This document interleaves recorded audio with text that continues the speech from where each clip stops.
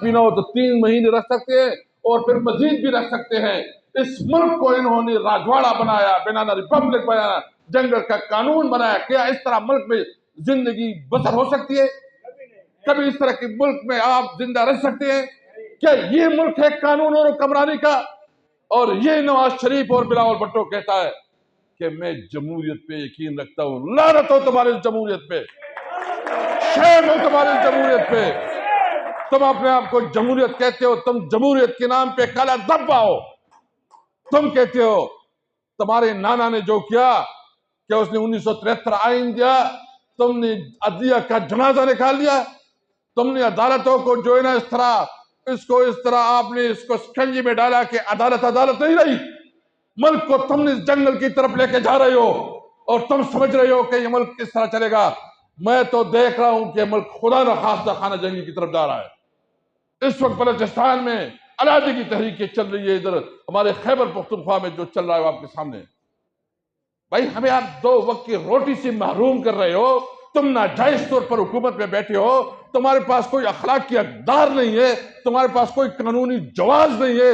इसके बावजूद तुम हुकूमत चला रहे हो। ये हुकूमत तुम्हें हजम नहीं करने देंगे इंशाअल्लाह ताला।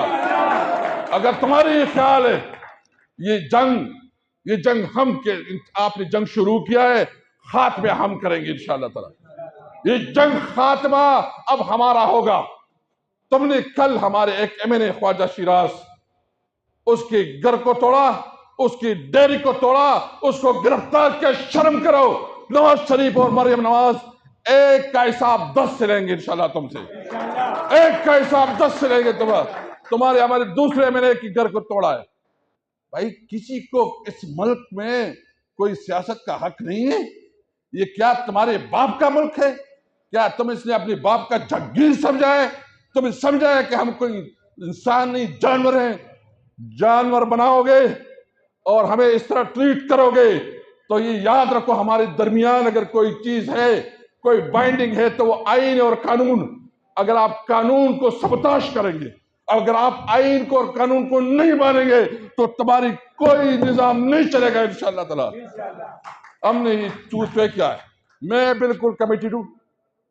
हाँ, मैं ये समझता हूं कि हमें जंग करना चाहिए, हमें अपनी तहरीक आगे बढ़ाना चाहिए और बढ़ाएंगे, लेकिन हिम्मत के साथ, जुर्रत के साथ और हिकमत के साथ।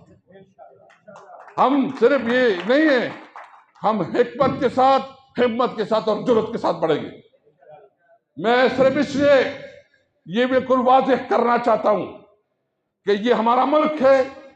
इस मुल्क में इस अवाम का हक है कि जिस तरह जिंदगी गुजारना चाहते हैं, ये अवाम का हक है। ये किसी को ये इजारादारी नहीं देंगे कि वो मुल्क के अवाम के साथ खिलवाड़ करे और मुल्क को अपनी मर्जी से चलाए।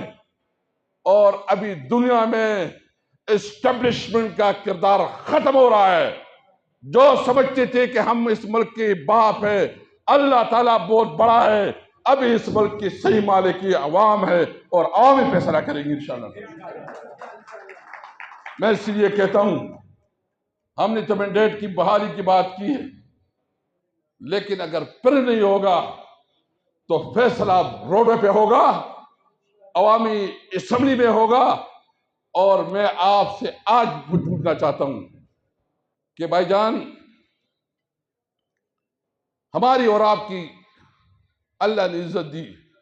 इमरान खान ने एक मौका दिया, पहली दफा आपके इलाके में हुकूमत आई है। इस इज्जत को आपने महफूज बनाना है। तो इज्जत तहफ़्फ़ुज़ बता सको ना दा साहब की जगह जलसा दा जमाना